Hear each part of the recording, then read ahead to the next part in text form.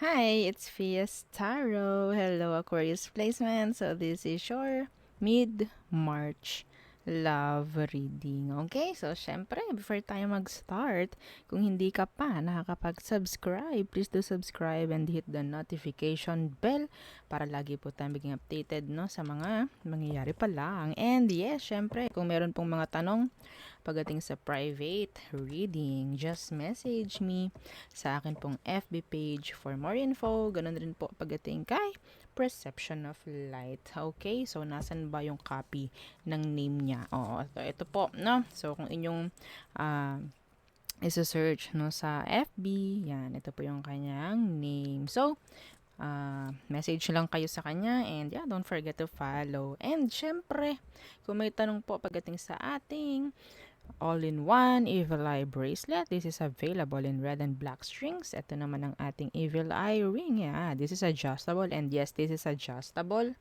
Okay, adjustable yan kung makikita nyo. See? Okay, so, di ba? Oo. Sinampulan. Okay. Yan.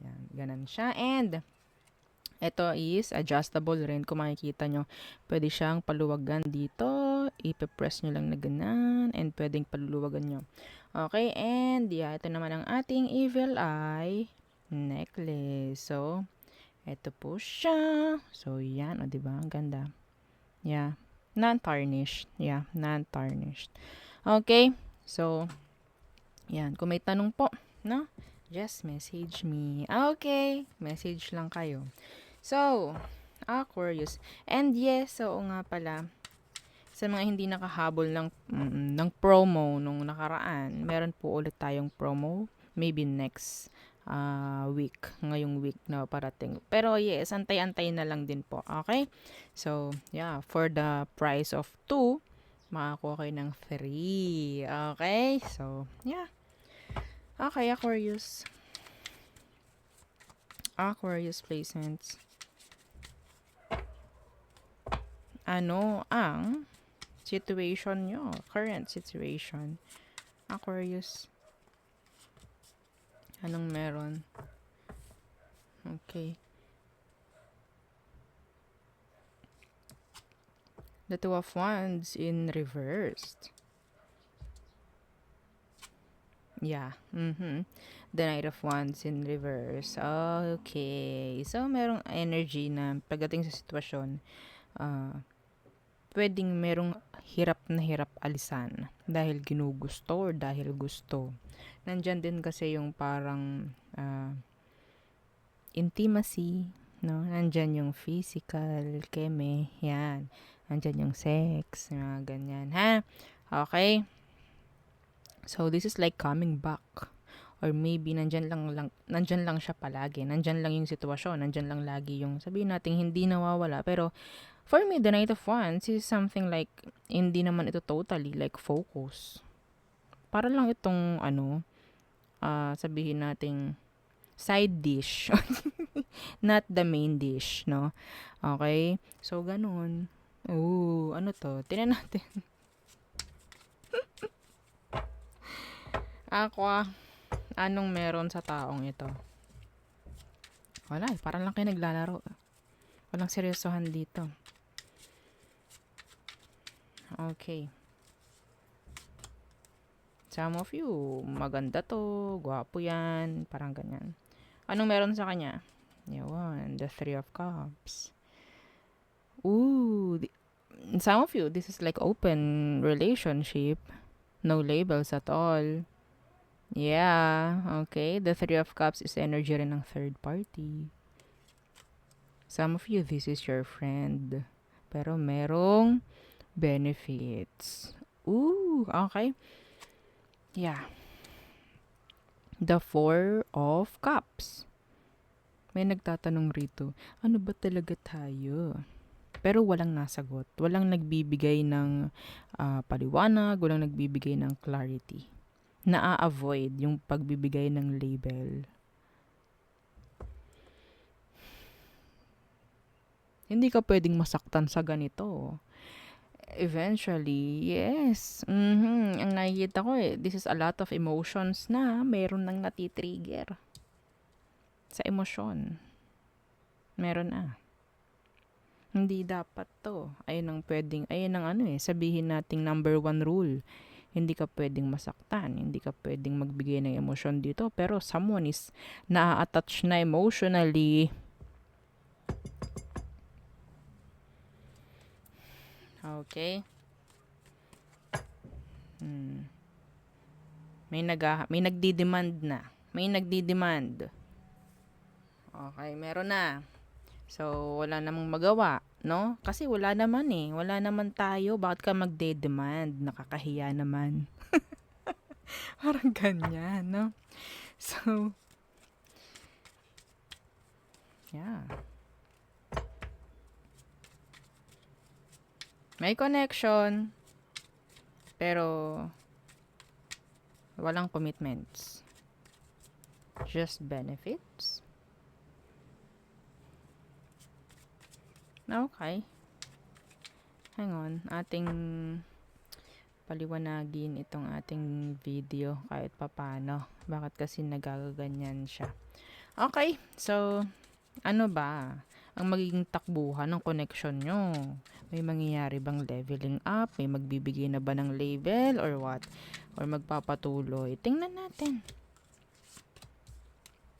Yeah, wala pa rin. The Ace of Wands pa rin in reverse. This is sex.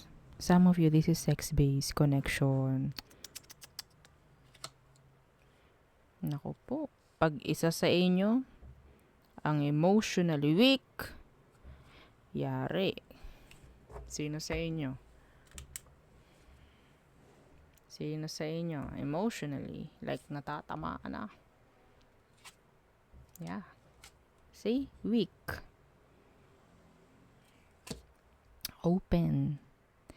Open sa physical kung ano man na connection. So, patuloy pa rin to. Patuloy pa rin. Okay? Yeah, see? This is repeats. Pero, the Seven of Pentacles, some of you may nag-i-expect na dito. Kailan kaya magiging kami talaga? Or, may patutunguhan kaya kami? Like that. No? Kasi ang nangyayari, ang patuloy ito, magpapatuloy ito kung hinahayaan nyo. The Nine of Wands in reverse. Yeah. Some of you, this is a past person na bumabalik, pero wala naman kayong label. Pero nagagawa nyo pa rin yung mga nagagawa nyo before nung kayo. Yes. Why? Dahil binaba mo. Alin po? Yung guard. Okay, so yun. Patuloy. Anong kailangan mong gawin? Anong kailangan mong gawin? Aqua. Anong outcome ninyo? Outcome for Aquarius placements, please. /advice kung meron. The Sun. Maging clear ka. Kung kailangan mo magtanong ka. Okay? Maging clear. Yeah, the Page of Swords. Kung kailangan mong magtanong. Dapat, yun nga, kung magtatanong ka, ready ka. Kung anong sasagot. Ready ka rin dapat sa hindi mo ine-expect. Some of you, talagang may paglayo or separation. Okay? Sabihin natin, disconnection. Notice. Ha? Okay? Yeah. Diba? Lagi naman dapat alam natin kung anong sitwasyon. Hindi yung parang nangangapa tayo, ano bang meron sa atin? Hindi ko alam. Diba? Hindi naman pwede yung mga linyahan ni Goma, no? Kay Bea Alonso na sinabi ni Bea, ano ba tayo? Sabi naman ni Goma, ni Richard Gomez, diba? Sabi naman niya, masaya. Diba? Papayag ba kayo sa ganon? Yeah, yung kwento ng movie na yon is a third party si Bea. Yeah. And na-attach na siya talaga doon sa man, no? Okay, kay Goma. Ah, 'di ba kinuwento? Ayoko kwento, baka mamaya panoodin nyo. Nalimutan ko yung title. 'Di ba nag-promote? Oo. Okay, so yan, napanood ko lang siya. Oo. So, ganto yung energy na nakukuha ko. Na-touch na siya eh. May pagtanong na ginawa. Ano ba tayo? Kayo ba? Ah, ready ba kayo sa mga ganong sagutan? Masaya. Ha? Ready ba kayo? Kung hindi, anong kailangan gawin? Ang kailangan talaga is malaman mo eh. Kailangan mo maging strong. Okay? Kailangan mo maging strong. Tanggapin mo. Para syempre mabigyan ka ng linaw. Hindi yung aasa ka. Hindi yung aasa ka. And syempre, lalo na kung kasal naman, no? 'Di ba? Some of you, kung friend lang naman ito, no? Kung friend lang and I mean, jowa pa lang, no? Ang meron siya. Ganun pa rin eh. Ganun pa rin. Kailangan mo pa rin malaman syempre. I-fit ninyo yung sarili nyo sa kung saan, ha? Kung saan kayo sa, yeah, see? The King of Swords. This is the being strong. Being, sabihin nating matapang. Kung gagawin nyo to. Kung gagawin nyo yung ina-advise sa inyo. Pero yun naman talaga dapat. Dapat malaman yung katotohanan. Okay? The truth. Nothing but the truth. O, diba? Eh, syempre, kung malabo ang label ng connection, anong pangahawakan mo dun? Anong pangahawakan mo dun? Di ba wala? Wala kang karapatan dun na mag-demand. Wala kang karapatang masaktan dun. Wala kang karapatang umiyak dun. Wala kang karapatang mag-expect. I mean, pag-expect lang ang kakayanin mo, mahirap dun. Wala ka palang ina-expect. 'Di ba? Mas maganda na talaga na tanungin. Kung hindi ka bigyan ng magandang sagot or sabihin natin na ina-expect mong sagot, then alam mo na dapat, no? Hindi mo na kailangan sayangin yung oras mo. Yeah. So, let's proceed sa all signs. Okay. Aquarius. Aries. They're happy being with you or to be with you. Parang gusto nila maging kayo. Taurus, there's an action na manggagaling sa Taurus na to. Gemini, there's no leveling up, no? Walang growth na nangyayari. Cancer, they're moving away. Okay? Yeah. Leo. So, pwedeng mayroong pakikipag-ayos na mangyayari with this Leo. Virgo, they're waiting, expecting. Libra. So, maybe this Libra is, sabihin natin, tinatalikuran ka na. Okay? Like, hindi na rin sila magiging balanse or hindi na nila kayang gumawa ng tama. Or pwedeng hindi sila nagawa ng tama sa'yo. Okay. Scorpio. So, nandiyan yung connection. Maybe they want connection with you. Okay. So, yeah. Some of you pwedeng may strong connection kayo nung Scorpio na ito.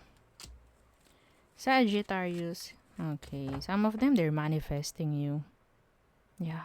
They're manifesting you. Some of them, gumagawa na ng kung ano-anong ritual. Like, sabihin natin, okay, sige, hindi po sila marunong. Pero the way they manifest it, the way they manifest you, hindi na nalalayo sa paggawa ng rituals. Okay? Oops! Next, Capricorns. So, magulo ang utak ni Capricorn ngayon. Yeah, magulo. Okay. Aquarius, they want to know answers, clarity. Yeah. Next, Pisces. Disappointments, regrets, they are sad, upset. Okay? So, pwedeng merong hindi magandang nangyayari sa inyo ni Pisces. Okay? So, there. Yun ang ating reading for you, Aquarius placements. Yeah. And, again, don't forget to like, share, and subscribe, and follow our FB page. Thank you. Bye.